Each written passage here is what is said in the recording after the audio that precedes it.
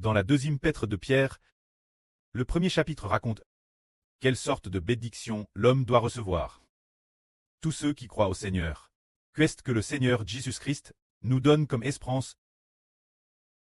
L'apôtre Pierre a dit clairement que l'homme doit acquérir la nature de Dieu. Que l'homme doit acquérir la nature de Dieu.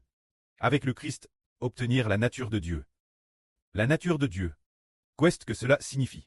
C'est-à-dire que l'homme doit recevoir cette sorte de vie de Dieu, incomparablement glorieuse et incomparablement resplendissante. Recevoir comme Jéhovah Dieu, un corps incomparablement glorieux et incomparablement resplendissant, c'est cela, l'espérance de ceux qui croient au Seigneur. Se dire de recevoir un corps impérissable et incorruptible, de recevoir une vie immortelle. C'est le but de la foi au Seigneur. Frère Hébert va lire, concernant la deuxième épître de Pierre, ce qui y est dit, concernant l'obtention de cette bénédiction. Ce passage, frère Hébert, s'il te plaît, lis. Puisque nous connaissons celui qui nous a appelés par sa propre gloire et sa vertu. Dieu qui nous a appelés, il nous a donné par la puissance du Saint-Esprit la vie éternelle, et tout ce qui contribue la pite nous a été donné, car il nous a par sa propre gloire et sa vertu, dont les plus grandes et les plus précieuses promesses, nous a te donné, afin que nous, par cette promesse, en fuyant la corruption qui existe dans le monde par la convoitise, apporte par les désirs, afin de pouvoir, avec le Christ, obtenir la nature de Dieu. C'est dire que le précleste Jéhovah nous appelle. Pour nous faire obtenir quoi? Pierre dit, le précleste, par sa vertu et sa gloire, nous appelle pour nous faire obtenir cette sorte de vie impérissable.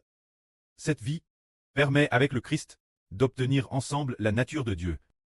Par exemple, l'origine, nous sommes des hommes, des humains, le corps est humain, un corps imparfait, un corps de chair imparfait. Mais alors, comment obtenons-nous la nature de Dieu? L'avenir ce sera un corps resplendissant d'une lumière incomparable, semblable au Créateur, le corps du précleste Jéhovah. L'origine notre vie intérieure. La vie qui habite l'intérieur du corps est humaine. L'esprit venant de l'homme vient de l'homme, des parents. Un esprit venant de la chair terrestre a. C'est un homme imparfait, mais après ce que le précleste Jéhovah nous a fait renaître. L'esprit intérieur. La vie intérieure est une vie éternelle. C'est cela de la nature de Dieu. Une vie incomparablement glorieuse, un clas incomparablement glorieux. Alors le précleste, par sa vertu et sa gloire, nous appelle. Qu'est-ce qu'il nous appelle faire? Peut-être que nous recevrons quelque chose. Prenons un exemple. Par exemple, au tout début quand le précleste appelle le frère Hébert. Bien et sœur le corps appelle et le madame que la vie.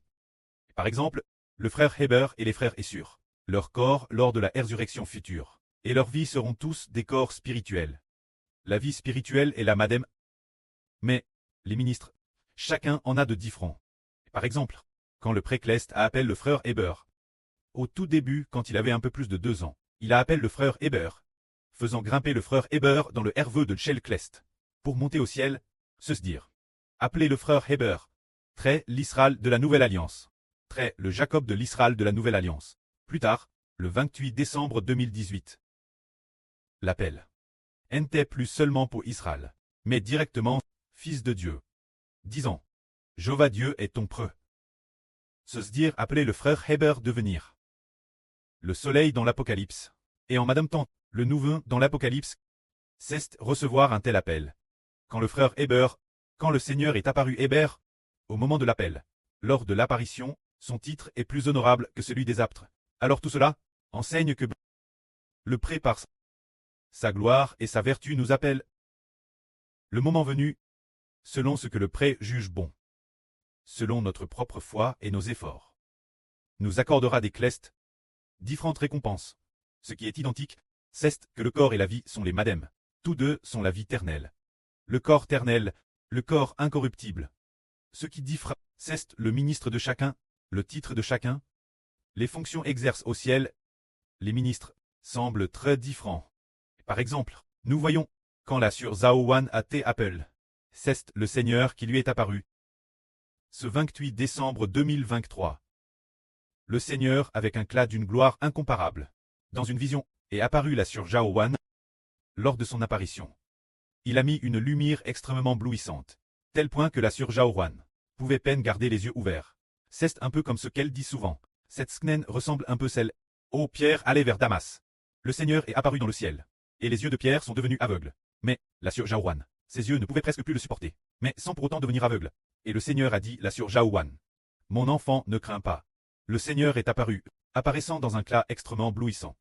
Pour l'appeler devenir la émereur de la nation, ce qui signifie devenir la lune. Alors, pour chacun de nous, ses enfants, le Seigneur nous appara, ou le pré-cleste nous parle, ou travers des rêves. Certaines paroles, c'est pour nous appeler, remporter la récompense. Le Seigneur nous a aussi dit, celui qui vaincra, recevra un caillou blanc. Et celui qui revoit ce caillou blanc, recevra un nom nouveau.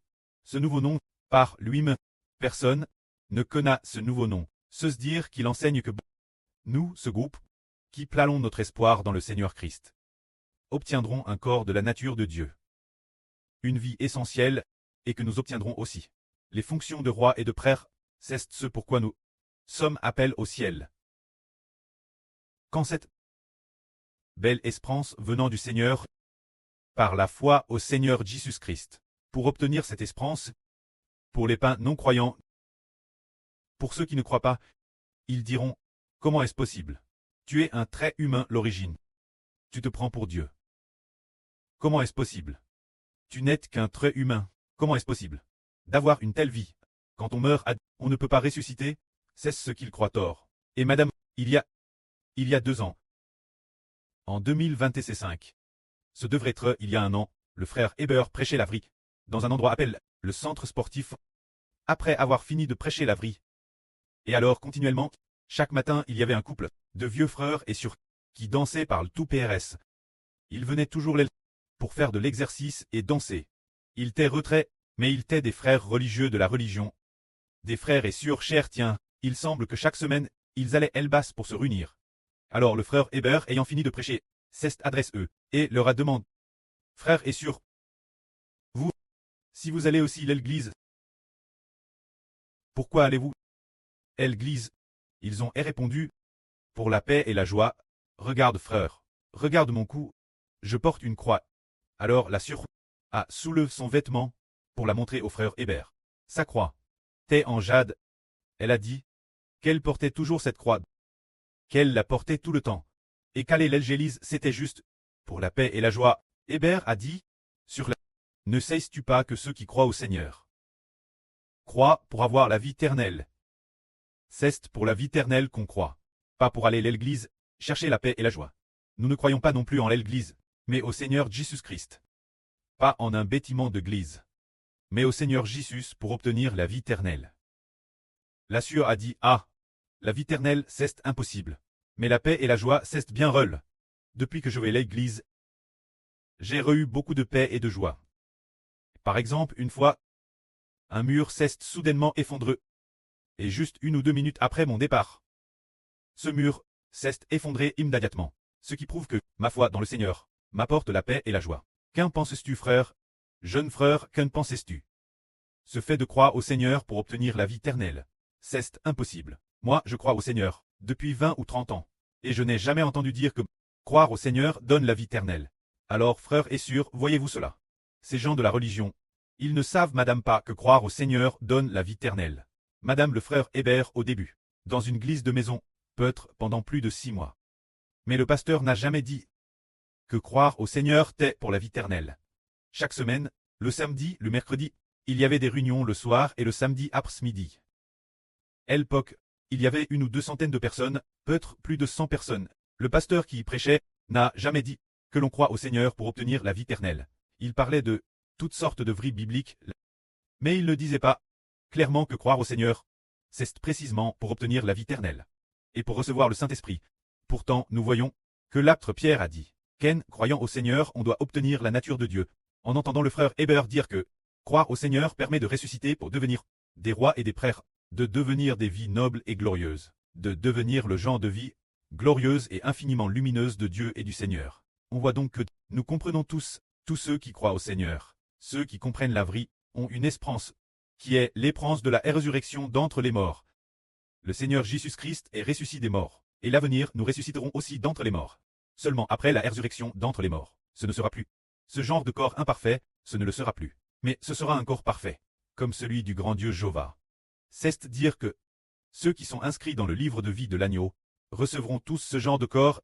Quant aux personnes du livre de vie, elles recevront le genre de corps qu'avait Adam et l'époque de l'Adam parfait. C'est la belle promesse que Dieu nous a faite. Alors les traits célestes deviennent des corps spirituels, tandis que les traits terrestres, les habitants de la terre, deviennent de parfaits corps de chair, qui sont aussi des corps immortels. Mais ils sont semblables aux corps des différents animaux sur la terre, car l'avenir, les habitants de la nouvelle terre auront pour but de prendre soin des animaux.